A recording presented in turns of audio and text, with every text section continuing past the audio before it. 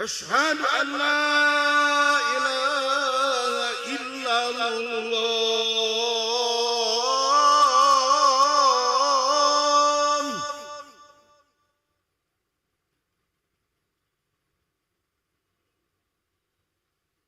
أشهد أن لا إله إلا الله.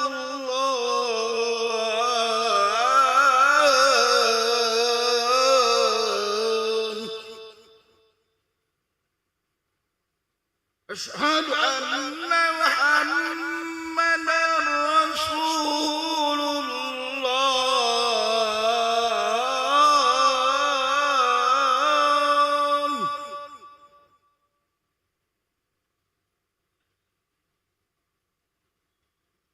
أشهد أن محمدا رسول الله.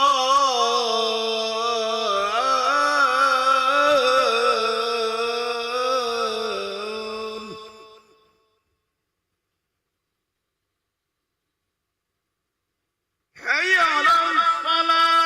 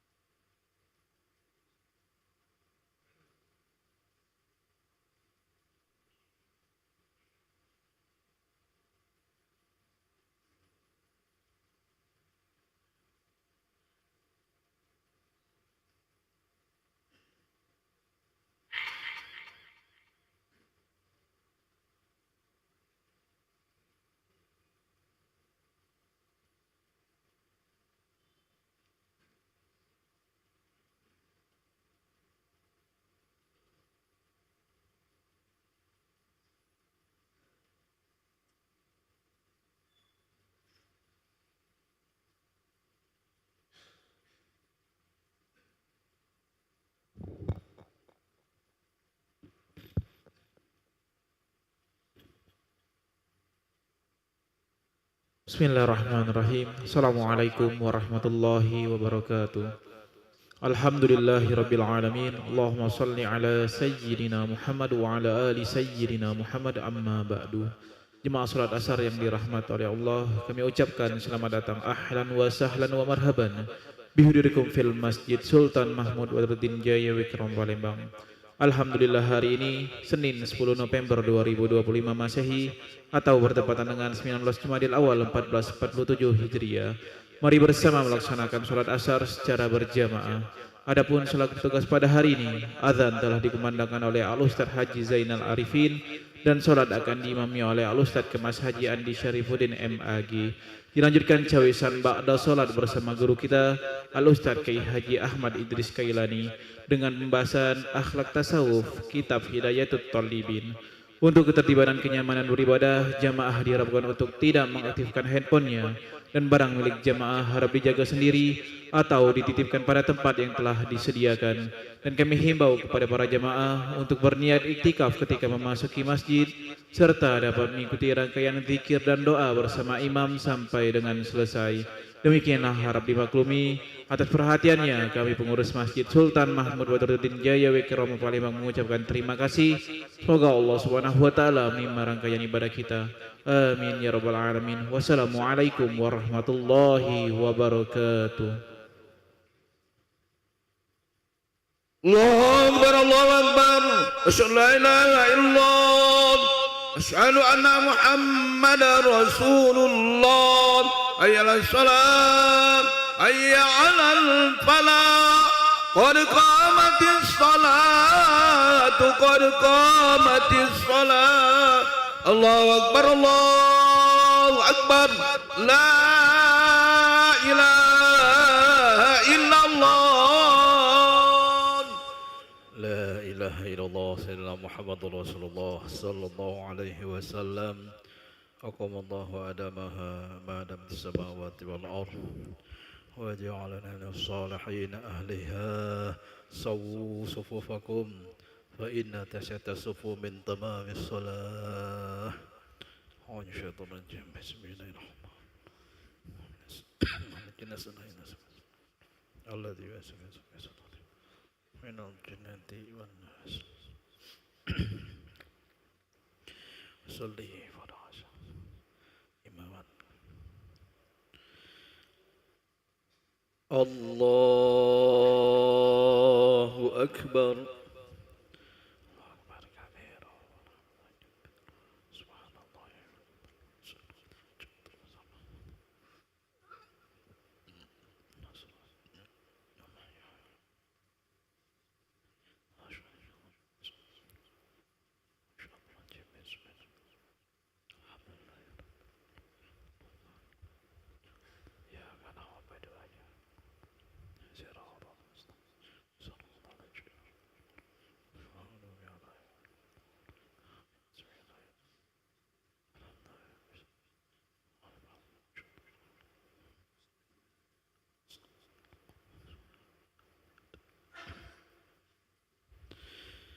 الله أكبر سبحان ربي سبحان ربي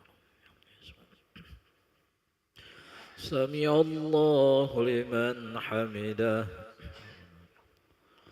الله أكبر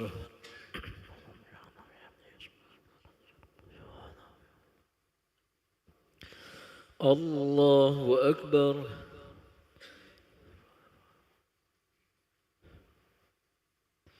الله أكبر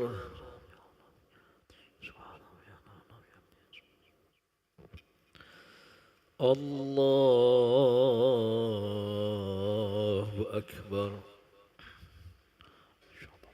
بسم الله الرحمن مالك يوم الدين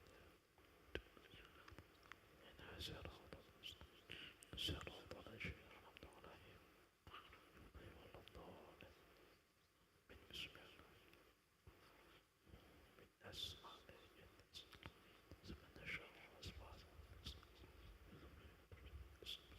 جنات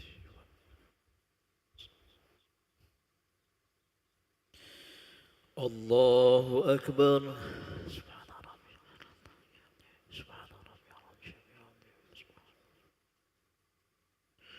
سمع الله لمن حمده الله أكبر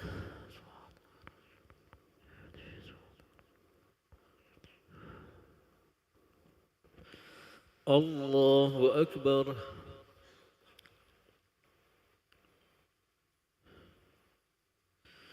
الله أكبر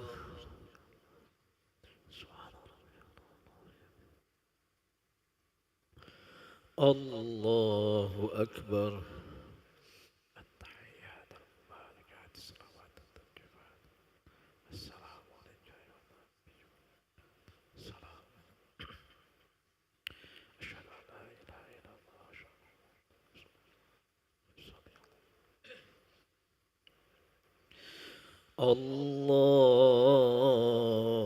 الله أكبر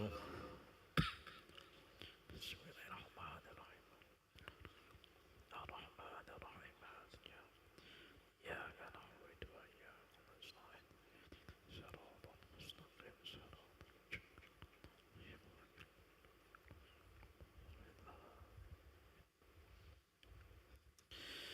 الله أكبر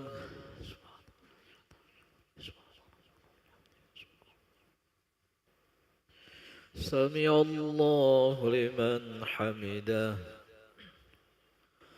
الله أكبر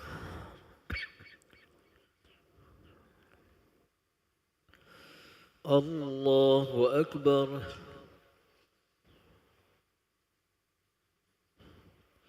الله أكبر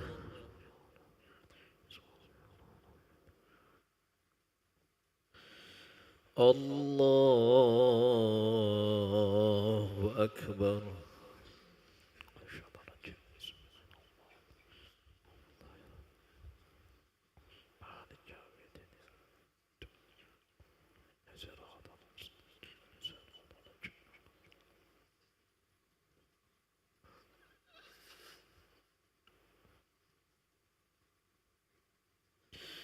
الله أكبر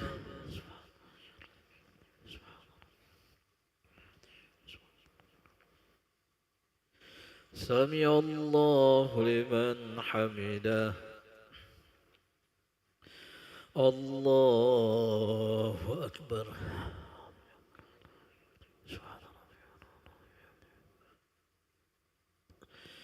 الله أكبر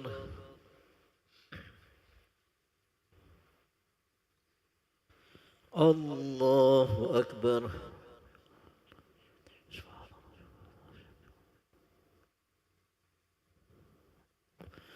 الله أكبر التحيات المباركات الصلوات الطيبات السلام عليك يا السلام علينا وعليكم أشهد أن لا إله إلا الله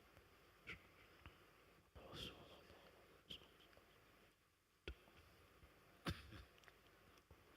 وبارك على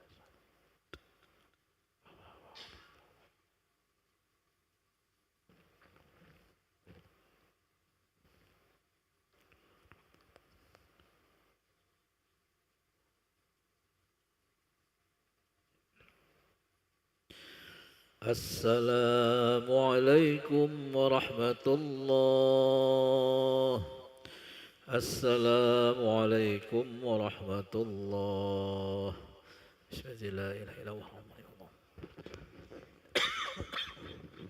أستغفر الله العظيم الذي لا إله ولا فاجر أستغفر الله العظيم الذي لا إله ولا حول القيوم وأتوب إليه أستغفر الله العظيم الذي لا إله إلا هو الحي القيوم وأتوب إليه لا إله إلا الله وحده لا شريك له والحمد يحيي ويميت لا إله إلا الله وحده لا شريك له والحمد يحيي لا إله إلا الله وحده لا شريك له والحمد يحيي ويميت لا إله إلا الله وحده لا شريك له والحمد يحيي ويميت لا إله إلا الله وحده لا شريك له والحمد يحيي ويميت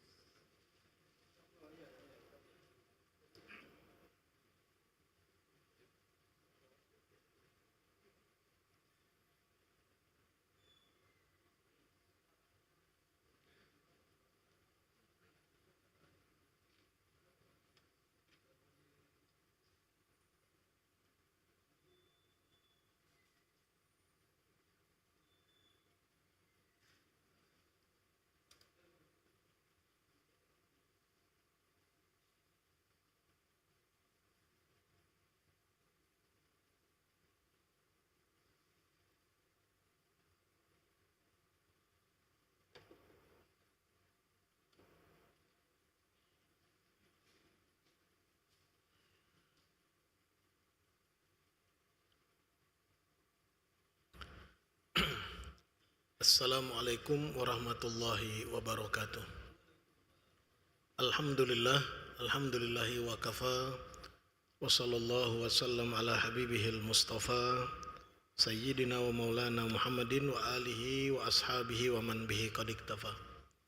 Allahumma salli ala sayyidina Muhammadin al-fatih lima ughliq wal khatim lima sabaq nasiril haq bil haq wal hadi ila siratikal mustaqim.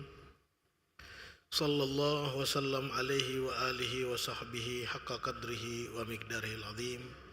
Rabbi shrah li sadri wa yassir li amri warfa' li qadri wahlul 'uqdatan min lisani yafqahu qawli wahdi qalbi wa saddid lisani bijahi sayyidina wa maulana Muhammadin sallallahu alaihi wa alihi wasallam. Amma ba'd. Alhamdulillah. Hadirin jamaah salat asar Masjid Agung yang dirahmati oleh Allah, alhamdulillah kita bersyukur kepada Allah pada petang hari ini kembali bisa bersama hadir di dalam majelis rutin kita setelah sebelumnya kita tunaikan salat asar secara berjamaah, yang tentunya kita berharap mudah-mudahan pelaksanaan salat asar yang sudah kita tunaikan diterima oleh Allah, dicatat oleh Allah, diabadikan oleh Allah sebagai amal soleh kita yang nantinya kita harapkan akan menjadi bekal yang terbaik saat kita kembali kepada Allah Subhanahu wa taala. Insyaallah, amin ya rabbal alamin. Petang hari ini kita akan lanjutkan materi kita seputar penjelasan hadis Jibril. Sebuah hadis yang mendokumentasikan pertemuan Rasulullah SAW dengan malaikat Jibril yang pada saat itu berwujud dalam bentuk manusia, datang kepada Rasulullah di tengah-tengah majelis di hadapan para sahabat, tidak berbentuk asli sebagai malaikat, tetapi beliau menampilkan wujud beliau sebagai manusia.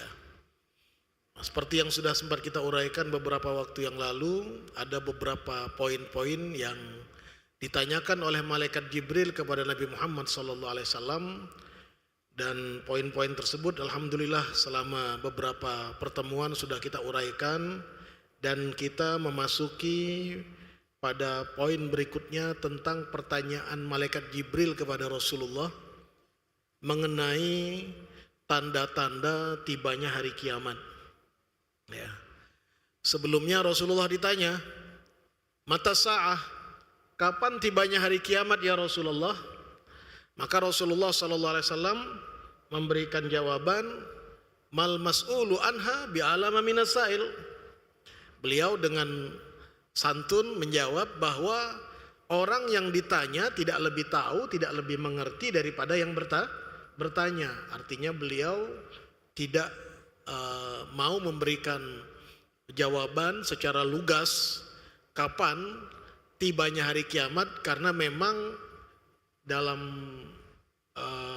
SOP-nya Allah sudah sampaikan dalam Al-Quran, kalau ada yang bertanya tentang hari kiamat, sampaikan bahwa ilmunya hanya pada Allah, ya, hanya Allah saja yang maha tahu. Jadi Rasulullah tidak diberikan wewenang untuk memberitahu kapan tibanya hari kiamat. Nah, dan ini pun juga memberikan gambaran kepada kita ada beberapa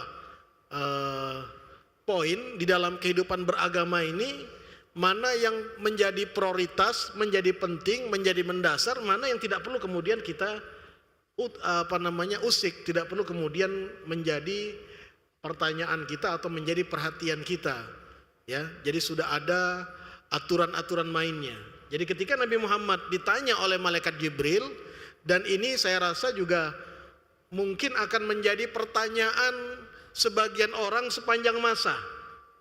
Ada orang-orang yang kadang-kadang penasaran kapan sih tibanya hari kiamat ini? Tepatnya kapan hari kiamat? Nah, maka dengan adanya pertanyaan malaikat Jibril dan jawaban dari Rasulullah itu sudah cukup.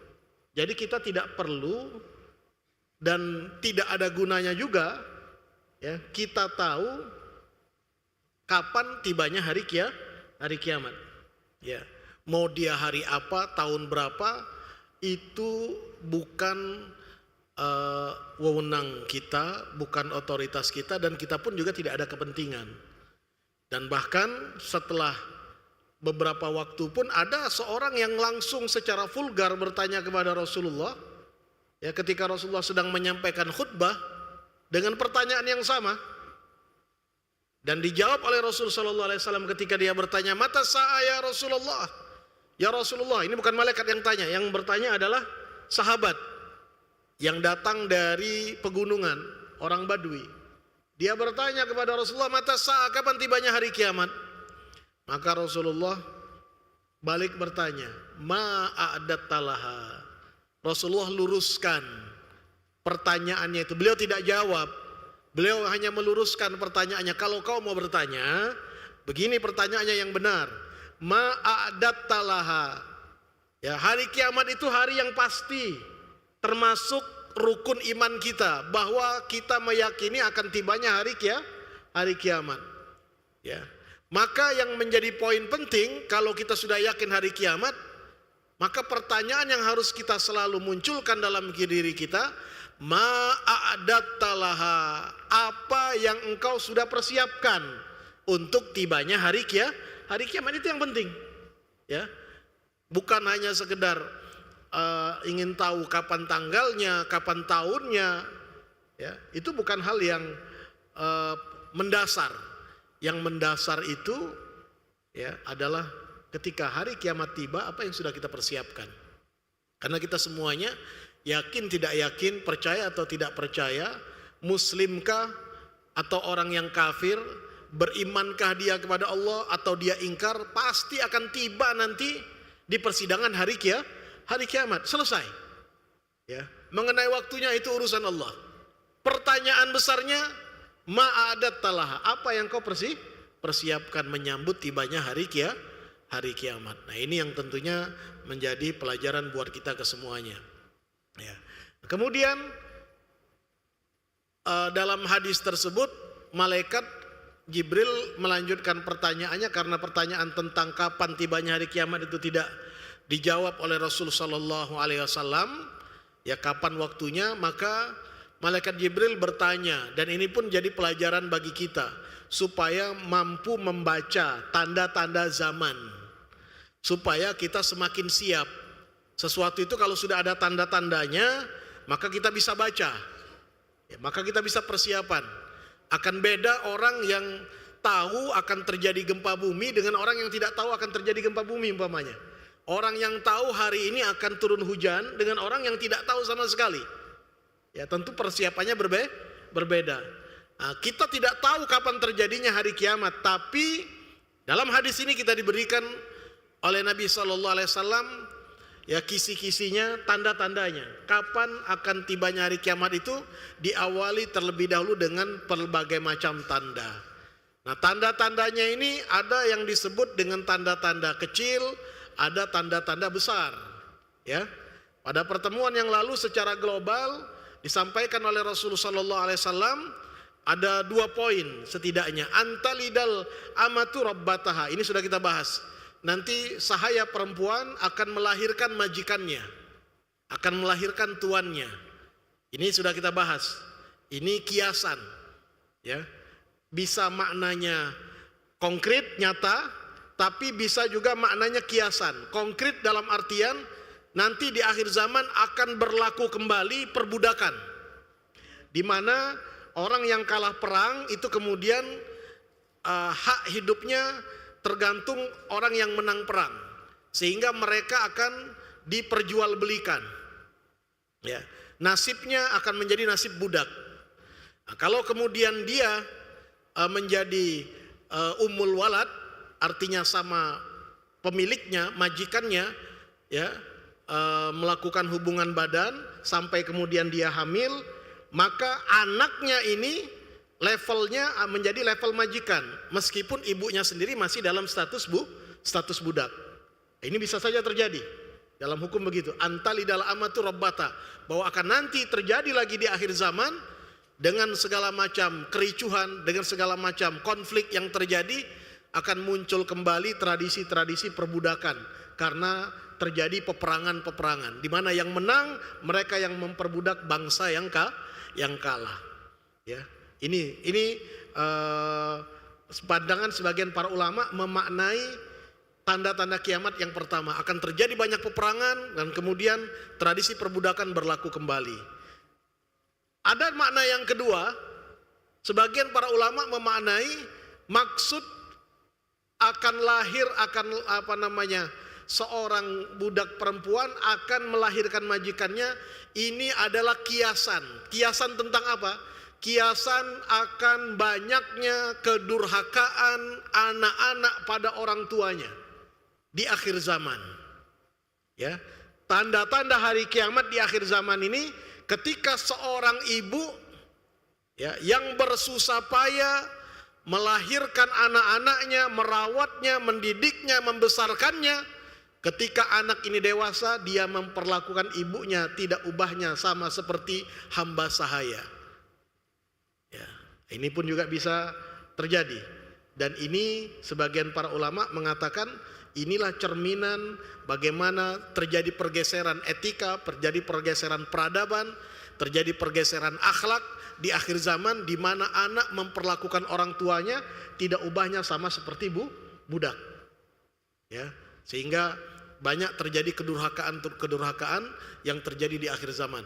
Dan yang seperti ini pun kalau kita lihat dengan pandangan yang jernih sudah mulai banyak terungkap ya, bagaimana orang tua yang sudah bekerja, yang sudah bersusah payah ya, melahirkan, mendidik, menafkahi anak-anaknya, tapi ketika anaknya dewasa justru menjadi bumerang buat orang tuanya. Ya, ini yang tentunya sangat mengkhawatirkan. Ya, kalau kita di Indonesia, mungkin di Asia masih ada budaya keterikatan dengan orang tua. Tapi kalau di negara-negara seperti di Amerika, di Barat, di mana di dalam kurikulum pendidikan mereka didoktrin, diajarkan oleh sekolah-sekolahnya, kamu kalau sudah usia 15 tahun, kamu bebas. Kamu sudah tidak boleh lagi diatur oleh siapapun. Ya. Nah, ini saya pernah dengar langsung ini dari kekhawatiran orang tua yang ada di Amerika sana yang kemudian mengatakan, yang kami khawatirkan sekarang ini Ustaz, anak-anak kami ini, generasi-generasi muda ini. Karena kalau mereka tidak diberikan porsi ilmu agama yang cukup, ya, masuk dia usia remaja, mereka akan merasa bebas dari ikatan dengan orang tua. Jadi kalau nanti orang tuanya ya melarang dia begini, memarahi dia, memberi nasihat dia, dan anak ini tidak senang, maka anak ini akan mengatakan kepada orang tuanya, jangan atur hidup saya. Subhanallah. Dan ini terjadi sekarang. Jangan atur hidup saya. Dan kalau dia sampai kepada level merasa tidak senang tadi, kemudian terganggu dengan aturan orang tuanya, maka dia bisa lapor polisi, melaporkan orang tuanya. Karena sudah main mengatur, karena sudah melanggar hak asasi manusia. Sampai seperti itu. Ya. Dan ini yang sudah terjadi di barat sana. Maka orang tua yang ada di sana, termasuk kekhawatiran mereka adalah bagaimana memberikan pendidikan agama kepada anak-anaknya. Ya. Nah, ini yang pertama, antalidal amatu rabbataha. Kemudian yang kedua, wa antaral hufatal uratal alata yatatawaluna fil bunyan. Engkau akan melihat ya orang-orang yang tadinya ya peradabannya itu peradaban yang terkebelakang. Kalau jalan nggak pakai sendal, ya, tidak beralas kaki, ya, bertelanjang dada, al-alah, dia miskin, mereka hidup di bawah garis kemiskinan, serba terbatas. Tiba-tiba, ya, karena akhir zaman mereka mengalami pergeseran dan mereka menemukan sumber daya alam dalam kehidupan mereka. Dari masyarakat yang tadinya hidup di tanah padang pasir yang tandus berubah. Yatatawaluna fil bunyan, mereka kemudian menjadi peradaban masyarakat yang membangun gedung-gedung pencakar langit, berlomba-lomba membangun gedung-gedung yang tinggi. Nah, tanda ini ya secara kasat mata sudah kita lihat ya di negara Timur Tengah sana itu. Sekarang ini gedung-gedung pencakar langit sudah luar biasa. Kalau kita berangkat haji atau berangkat umroh, itu Ka'bah tidak lagi menjadi bangunan tertinggi, sudah. Yang jadi bangunan tertinggi ini adalah hotel-hotel megah, mewah yang ada di sekitar Ka'bah. Sampai puluhan lantai. Jadi orang ketika masuk ke area Masjidil Haram itu sudah tidak lagi kalau iman mereka masih masih diusik oleh kecintaan kepada dunia yang membuat mereka kagum itu dan membuat mereka tersentuh nilai rohaninya, itu terganggu dengan apa? Terganggu dengan megahnya bangunan-bangunan tersebut. Ini yang terjadi. Ya.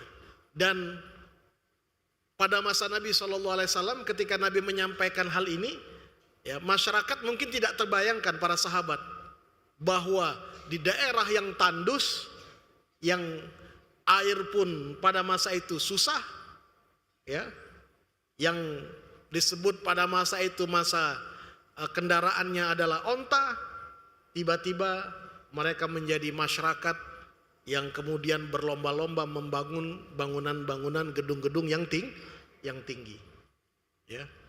Dan ini tidak hanya terjadi di Saudi Arabia saja, ya. Gedung-gedung pencakar langit ini ada di negara-negara Timur Tengah yang lain.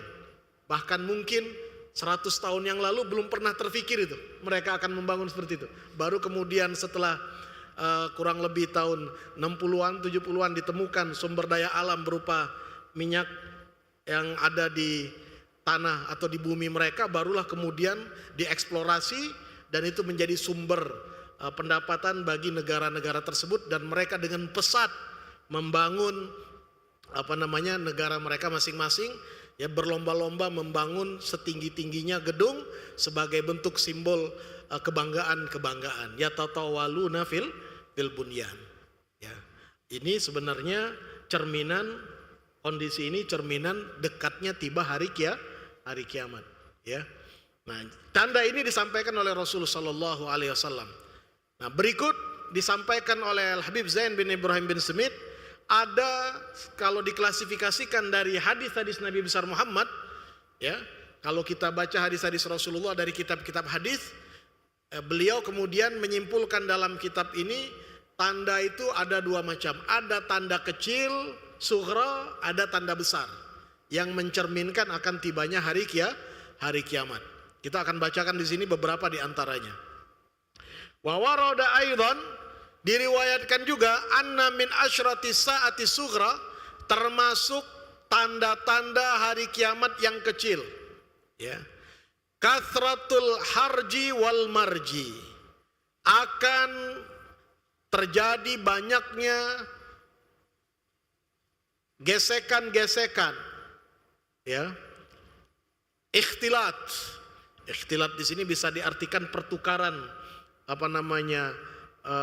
budaya, pertukaran tradisi, ya, campur aduk, itu terjadi, ya. Namun di saat yang sama konsekuensinya bagi masyarakat, bagi satu penduduk yang tidak berlapang dada atau mempunyai ambisi yang kuat, tidak jarang ini menjadi pemicu konflik sehingga sering terjadi peperangan, ya. Sehingga nanti termasuk tanda-tanda hari kiamat yang kecil, ini tanda kecil ini, bahwa dunia ini tidak pernah sepi dari peperangan. Akan ada terdengar segala macam konflik. Di tahun 80-an kita dengar pembantaian, genosida di Bosnia, ya, oleh negara Serbia, ya. Kemudian di tahun 90-an pun juga kita dengar invasi besar-besaran yang dilakukan oleh Amerika ke Vietnam, kemudian juga ke Afghanistan dan lain sebagainya. Masuk ke tahun 2000, Ya, ini kita lihat juga bagaimana sampai saat ini tidak pernah selesai konflik yang terjadi antara Palestina yang coba untuk dijajah oleh Israel. Ya, ini terus berlangsung tidak, dan terjadilah pembunuhan massal. Dan yang terupdate beberapa pekan ini bagaimana terjadi perang saudara di negeri Sudan, di negara Sudan, yang dalam hitungan 2 hari 3 hari ya itu 2.000-3.000 nyawa hilang. La ilaha illallah. Nyawa itu dianggap biasa. Ya. Dalam 3 tahun ini saja puluhan ribu orang-orang yang meninggal di Palestina. Ini sebenarnya merupakan tanda-tanda tibanya hari kiamat. Dan nanti ini jangan dikira akan semakin berkurang, terus akan semakin berlanjut. Karena ini adalah sunnatullah. Ya. Ini adalah hukum alam menjelang tibanya hari kiamat. Maka orang mukmin mereka akan berusaha untuk kemudian mempersiapkan diri dan menjaga diri jangan sampai terpancing dan masuk dalam arus lingkaran fitnah tersebut. Ya. Kemudian tanda bahwa akan terjadinya hari kiamat adalah takhribul masajid. Ya. Akan dirobohkannya masjid-masjid. Dan ini pun juga sudah kita saksikan. Ya. Pihak-pihak Zionis tidak segan-segan ya meluncurkan dan melemparkan bomnya ke masjid di saat orang lagi sholat. Mereka tidak ada peduli, orang sedang ibadah. Nah, ini sudah terjadi di beberapa tempat pun juga demikian. Ya, jadi masjid bukan lagi menjadi tempat yang aman untuk orang beribadah dan orang berlindung. Ya, nah, ini terjadi. Kemudian watatridal itrati wa qatlihim. Ya. Akan ada upaya-upaya mendiskreditkan ya keluarga Rasulullah sallallahu alaihi wasallam. Ya.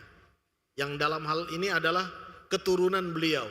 Kita tahu bahwa Rasulullah sallallahu alaihi wasallam kita yakini beliau mempunyai keturunan melalui Sayyidatina Fatimah Zahra. Ya, yang menikah dengan Imam Ali bin Abi Thalib punya putra Hasan dan Husain. Ya, Hasan dan Husain ini ada juga yang putri adalah Sayyidah Zainab, di mana keturunan mereka sampai saat ini masih ada ya di seluruh penjuru dunia. Kita yang ada di Nusantara ini ya mendapat keberuntungan dengan munculnya kelompok-kelompok keturunan Nabi ini melalui jalur para habaib ya, yang mereka kemudian menyebarkan Islam yang ada di Nusantara. Ya, nah mereka lah yang kemudian mempunyai peran ya berkolaborasi dengan para ulama-ulama lokal dan ulama-ulama internasional menyebarkan Islam yang ada di Indonesia. Nah, meskipun belakangan banyak pro kontra yang terjadi di masyarakat dengan pembunuhan karakter terhadap mereka, dengan mengangkat oknum-oknum dari kalangan mereka yang mungkin tidak sejalan dengan jalan kakek-kakek mereka yang kemudian diangkat untuk mendiskreditkan mereka. Namun pada akhirnya ya ini adalah sunnatullah. Pada akhirnya memang ya akan ada upaya dari orang-orang yang memusuhi dan membenci Islam untuk mendiskreditkan para cucu-cucunya Rasulullah sallallahu alaihi wasallam, bahkan sampai kepada satu upaya melakukan peperangan dan pembunuhan terhadap mereka. Ya mudah-mudahan ini tidak sampai terjadi ke arah sana. Ya, tapi yang jelas ini sudah pernah terjadi pada masa cucunya Rasulullah sallallahu alaihi wasallam, Sayyidina Husain bin Ali bin Abi Thalib di padang Karbala. Beliau dan keluarganya dibantai oleh tentara Yazid bin Muawiyah yang dikomandoi oleh Ubaidillah bin Ziyad, sehingga pada akhirnya banyak dari keluarga Rasul sallallahu alaihi wasallam dibunuh dan dihabisi pada masa itu. Ya, jadi termasuk fitnah akhir zaman adalah tatridul itrah. Bahkan banyak keluarga keturunan Rasul sallallahu alaihi wasallam yang disingkirkan dan bahkan dibunuh. Wa idha'atas salati wal amanah. Termasuk juga tanda kecil hari kiamat adalah idha'atas shalah. Ya, salat sudah mulai dianggap remeh, tidak lagi sakral. Ya, tidak lagi sakral. Banyak orang sudah tidak lagi perhatian dengan sholat. Ya. Nah, ini pun juga menjadi tanda tibanya hari kiamat. Maka patut bersyukur kita kalau dalam hati kita ada iman, ada Islam, terdengar kumandang azan masih terpanggil hati kita. Nah, ini patut kita syukuri. Kenapa? Karena ini adalah anugerah dari Allah. Mungkin kita belum begitu khusyuk di dalam salat kita. Kita belum begitu intens di dalam memahami pelaksanaan salat tersebut. Tapi terpanggilnya kita menjalankan salat ini adalah anugerah besar yang Allah berikan kepada kita di akhir zaman. Ya, artinya kita masih dijaga dari fitnah akhir zaman. Kalau kita lihat di luar sana, na'udzubillah min dzalik, bahkan di negeri-negeri yang terkenal dengan Islamnya di Timur Tengah, banyak sekarang generasi muda yang sudah tidak respect lagi, tidak tertarik lagi melakukan sholat. Na'udzubillah min dzalik. Ya, bahkan banyak di antara mereka yang sudah tidak peduli. Kehidupan mereka yang penuh dengan glamor duniawi, urusan dunia, membuat mereka merasa terhambat dengan pelaksanaan ibadah sholat. Na'udzubillah min dzalik. Ya, beberapa waktu yang lalu saya pernah baca satu status anak muda yang dengan bangganya mengatakan, ya, kondisi sekarang saya lebih baik, dia bilang begitu. Ya, sudah tidak lagi banyak melakukan ibadah. Selama ini saya merasa hidup saya ini terganggu, terpotong oleh segala macam banyak ibadah. Setelah saya ateis, tidak percaya kepada Tuhan, saya punya banyak waktu luang untuk membaca, waktu luang untuk bekerja, sehingga tidak lagi terganggu lagi dengan segala macam ritual-ritual agama. La ilaha illallah. Ya. Jadi ini yang terjadi oleh sebagian orang sekarang ini pada masa ini. Ya, anak-anak muda kita. Ini yang patut kita waspadai. Maka tadi saya katakan nikmat Islam, nikmat iman di akhir zaman ini sangat berharga. Luar biasa, emas. Ya. Nikmat Islam dan iman di akhir zaman bagi kita, bagi keluarga kita, bagi anak-anak kita, ini lebih berharga dari emas, lebih berharga dari dunia dan seisinya. Karena banyak orang di akhir zaman ini, na'udzubillah min dzalik, terpedaya dengan kehidupan dunia, terpedaya dengan kehidupan materi, dengan pergaulan dan lingkungan, ya, yang ibaratnya banjir besar, tsunami yang kemudian menggerus keislaman dan keimanan mereka tanpa mereka sadari.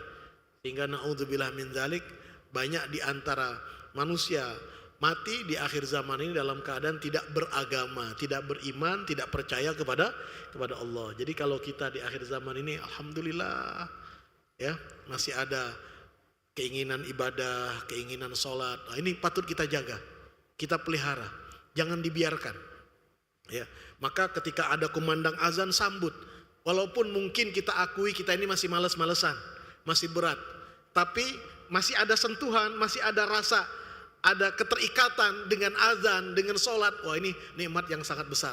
Karena banyak orang saat ini sudah tidak lagi merasa ada ikatan itu. Ya, merasa sudah bebas, merasa jengah, merasa risih dalam beragama.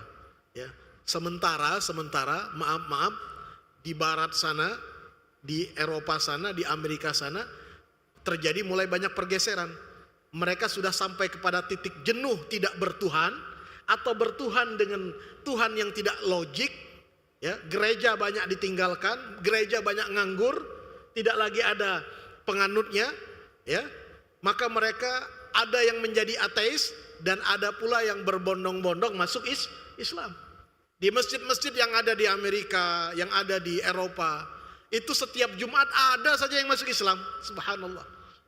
Maka kita prihatin kalau di negara kita yang mayoritas Islam, ternyata na'udzubillah pelan-pelan banyak dari anak-anak mudanya karena tidak dibekali ilmu agama oleh orang tuanya mulai bergeser menjadi ateis, keluar dari agama Islam, atau setidaknya tidak lagi respect dengan beragama Islam. Nah, ini kita selalu perlu berdoa minta kepada Allah. Karena ini sekarang akhir zaman ini. Ya, jangan dianggap ringan, jangan dianggap sederhana. Ini taruhan kita ini. Taruhan kita akhir zaman ini. Ya. Kita boleh tidak berkesempatan menjadi orang kaya, tidak berkesempatan memiliki jabatan, tidak berkesempatan menjadi orang yang senang dalam urusan materi duniawi. Ya, ini bisa saja terjadi pada kita, tapi kita tidak boleh membiarkan diri kita tidak beriman, tidak percaya kepada Allah di akhir zaman ini. Karena kalau dunia itu dia cuma sebatas sampai di tenggorokan kita. Ketika dia sudah keluar dari tenggorokan kita, hilang semua dunia ini, tidak ada lagi gunanya, tidak ada lagi nilainya. Tapi Islam dan iman, dia akan berharga, dia akan bernilai. Tidak hanya di dunia, bahkan sampai ketika kita masuk ke liang kubur, bahkan nanti ketika kita berada di persidangan di hari kiamat. Karena itu saya ajak kepada kita kesemuanya, salah satu doa yang harus kita prioritaskan setiap kali kita sholat, setiap kali kita sujud, minta kepada Allah, ya muqallibal qulub, tsabbit qalbi ala dinik. Wahai Allah yang membulak-balikan hati, mantapkanlah hatiku ini ya Allah untuk terus konsisten, untuk terus istiqomah di dalam beragama kepadamu, dalam agamamu. Jaga Islam dan iman kami ya Allah, jaga Islam dan iman istri dan anak keturunan kami ya Allah sampai akhir hayat nanti. Minta kepada Allah husnal khatimah ya. Jadi ini yang tentunya menjadi kita kekhawatiran kita dan patut kita waspadai. Jadi Rasulullah sampaikan ini tanda-tanda hari kiamat supaya kita waspada, mampu membaca fenomena akhir zaman ya. Jangan sampai kita tergerus, terbawa oleh fitnah yang kemudian membuat kita lupa tempat kembali kita nanti di akhirat kelak, yaitu persidangan Allah di hari kiamat. Baiklah para jamaah yang dirahmati oleh Allah, masih banyak lagi seputar tanda-tanda akhir zaman, tanda-tanda hari kiamat ini. Namun karena keterbatasan waktu, insya Allah kita akan lanjutkan lagi pada pertemuan yang akan datang. Mudah-mudahan sekali lagi Allah jaga Islam dan iman kita, jaga keyakinan kita, berikan kepada kita istiqomah, dan mudah-mudahan Allah jaga juga keluarga, anak keturunan kita, istri kita, keluarga kita, sehingga semuanya terjaga Islam dan imannya dan wafat dalam keadaan husnul khatimah. Ya Allah biha, ya Allah biha, ya Allah bihusnil khatimah. Amin ya rabbal alamin. Allahumma kama an'amta alaina bil Islam fazidna minhu, kama an'amta alaina bil iman fazidna minhu, kama an'amta alaina bil afiyah fazidna minha. Ya Allah ya arhamar rahimin. Rabbana ighfir lana dzunubana wa liwalidina wa limasyayikhina warhamhum kama rabbawna shighara. Wa sallallahu ala sayyidina wa maulana Muhammad wa alihi wa sahbihi wasallam. Walhamdulillahi rabbil alamin. Taqabbalallahu minkum minna wa minkum taqabbal ya karim. Wassalamualaikum warahmatullahi wabarakatuh.